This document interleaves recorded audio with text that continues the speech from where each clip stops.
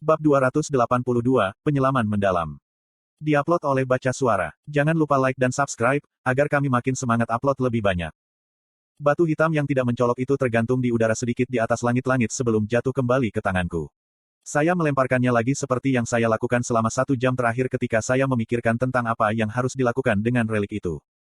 Sementara itu, saya bisa mendengar dentuman ritmis dari ekor Regis. Dia telah duduk di samping tempat tidurku selama ini, matanya mengikuti batu seperti anjing kelaparan di depan daging.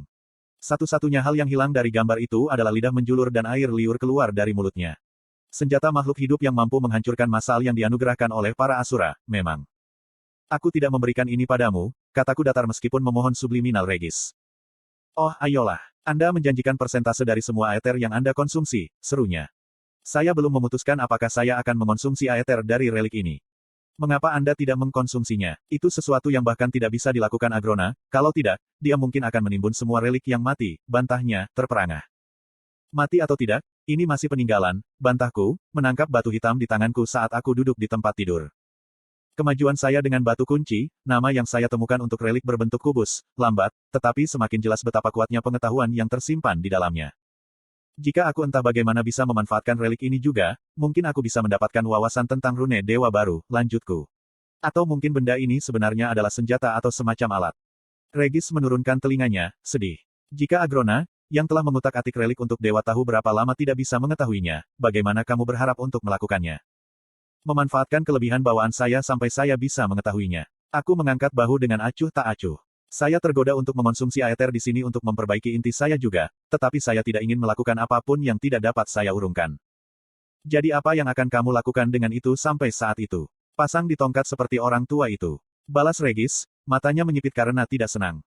Aku menyeringai. Mungkin aku akan menggantungnya di tongkat dan menjuntai di depan wajahmu saat aku mengantarmu berkeliling kota.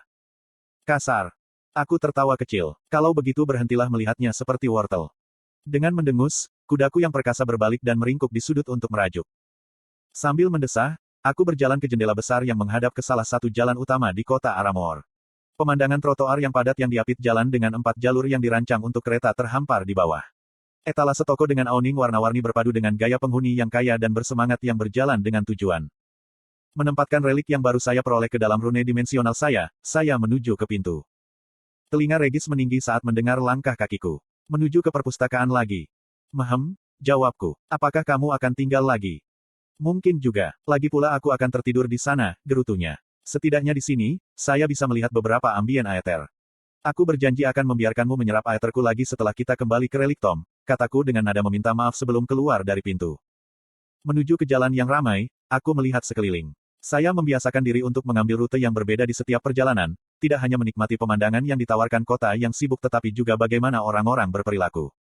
4 hari telah berlalu sejak duel saya dengan Apene dan Palisun. Setelah mengumpulkan hadiah saya dari Cromeli yang enggan dan menghancurkan artefak rekaman yang telah dia atur, saya mengucapkan selamat tinggal pada kota kecil dan damai Maerin. Loreni, Mayla, dan Chief Mason adalah satu-satunya orang yang cukup saya pedulikan untuk mengucapkan selamat tinggal.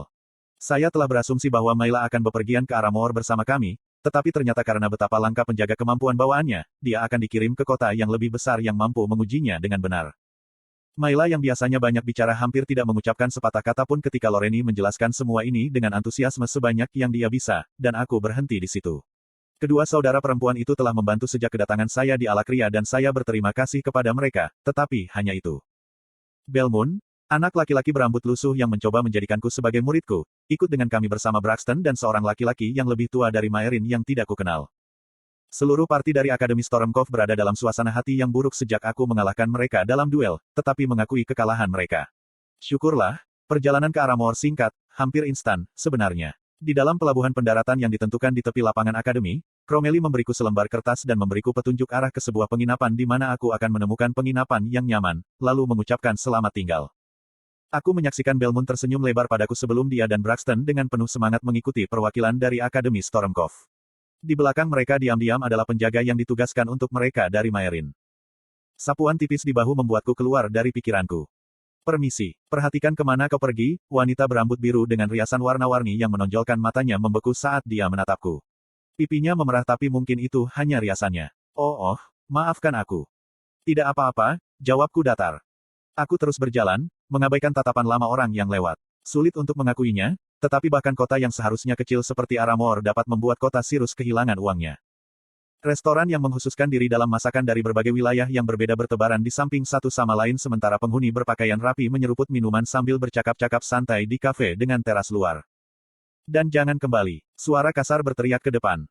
Seorang lelaki tua berbadan tegap, wajah merah padam dan mata setengah tertutup, terbaring di tanah ketika pemilik toko restoran membanting pintu di belakangnya. Konten bersponsor. Bah, room Anda terasa seperti kencing dingin, teriak si pemabuk dengan cibiran, melemparkan botol yang dia pegang ke pintu. Sekarang, sekelompok kecil orang telah terbentuk di sekitarnya saat gumaman penilaian dan kritik terdengar.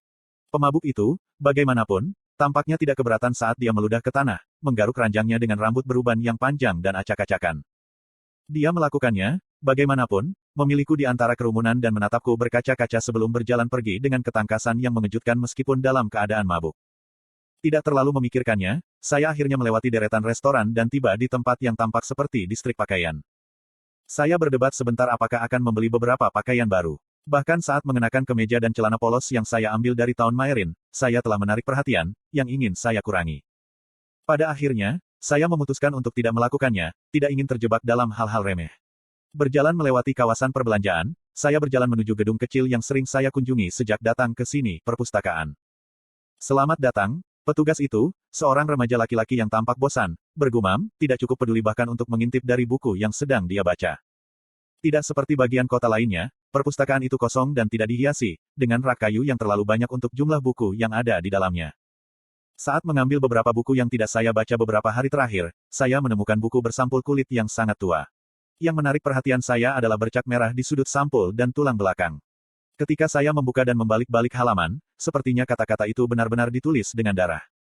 **** Anda membaca di https://webnovelonline.com****.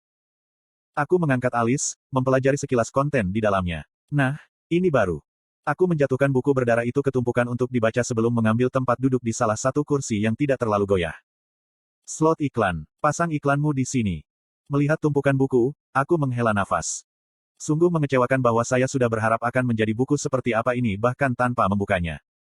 Sebagai benua totaliter yang pada dasarnya diperintah oleh para dewa, buku-buku yang tersedia di perpustakaan ini sebagian besar merupakan propaganda yang menguraikan sejarah yang dihiasi di mana Agrona dan Fritra turun ke Alakria untuk membantu penduduk dan membawa era baru sihir dan teknologi di bawah tempat berlindung yang aman dari para dewa lain yang telah bersumpah untuk menjatuhkan semua yang lebih rendah. Beberapa hari terakhir ini, saya harus menahan diri untuk tidak tertawa beberapa kali melihat kekonyolan dari beberapa buku ini. Sebagian besar dari mereka menjadikan Agrona sebagai dewa yang ketat tetapi adil yang menghargai dan menghargai yang kuat, sedangkan Asura dari Epeotus adalah dewa yang membenci Agrona karena cinta dan kebajikannya terhadap kami lebih rendah dan sangat ingin menghancurkan kita semua. Saya harus mengakui bahwa, meskipun hal itu diputarbalikkan dengan cara yang sangat menguntungkan terhadap Agrona dan klannya, ada beberapa kebenaran yang tercampur di dalamnya, yaitu, fakta bahwa para dewa di Epeotus adalah orang-orang yang menghancurkan makhluk kuno di masa lalu, para penyihir kuno. Dan untuk menemukan informasi kecil yang terbukti berguna, saya harus terus memilah-milah sejarah fiksi dan pemujaan terhadap Agrona dan klan Fritranya yang tampaknya tersebar di seluruh benua. Karenanya, saya duduk di depan tumpukan buku lain. Konten bersponsor. Buku pertama yang saya buka adalah yang ditulis dengan darah. Terlepas dari sumber tintanya yang agak berbahaya, konten yang tertulis di dalamnya mungkin saja adalah pemuja Agrona yang bersemangat. Itu menguraikan bahwa dewa yang tidak adil membenci Agrona karena mencintai kita dan memberikan sihir kepada yang lebih rendah serta menyebarkan darahnya. Itu juga dengan rapi memperkuat mengapa Agrona ingin semua orang menjadi begitu kuat, sehingga mereka bisa melindungi diri mereka sendiri dan membantu Agrona melawan dewa-dewa yang tidak adil yang hanya ingin membunuh mereka karena bukan dewa. Saya selalu bertanya-tanya mengapa orang di sini menyebut keluarga sebagai darah, dan buku ini punya jawabannya. Menarik, bisikku pada diriku sendiri saat aku membaca paruh kedua dari buku yang dicetak dengan darah. Ini menyoroti pentingnya seberapa kaya darah Anda dengan garis keturunan Fritra. Rupanya, Agrona dan klannya yang lain cukup bersahabat dengan Alakrian saat mereka bereksperimen. Tentu saja, buku tersebut menguraikan ini sebagai High Sovereign Agrona dan klan Fritranya jatuh cinta dengan orang-orang Alakria dan menyebarkan benih mereka agar Alakria berkembang. Sangat mengganggu. Syukurlah, buku berikutnya berisi beberapa informasi baru yang tidak ada hubungannya dengan reproduksi asuran. Rupanya, selain Agrona, High Sovereign yang tinggal di puncak menara yang menjulang tinggi terletak dengan rapi di tengah-tengah Central Dominion, yang anehnya, tidak memiliki nama berbeda dengan 4 Dominion lainnya. Aku menyipitkan mata, mencoba membaca nama pucat dari puncak menara. Taegrin Chaelum. Terus membaca, penulis menulis, selain High Sovereign yang tinggal di Taegrin Chaelum yang misterius, ada 5 penguasa lain yang melindungi dan mengawasi wilayah masing-masing. Menurut penulis, kelima, Name Sovereigns ini, bahkan sebagai dewa, jauh lebih terjalin dalam urusan yang lebih rendah dari kekuasaan mereka, berperan sebagai raja sementara hanya menjawab untuk Agrona, High Sovereign. Buku itu akhirnya berubah menjadi garis singgung yang menggambarkan berbagai perbuatan besar yang telah dilakukan penguasa yang berada di atas Etril, wilayah timur, telah dilakukan.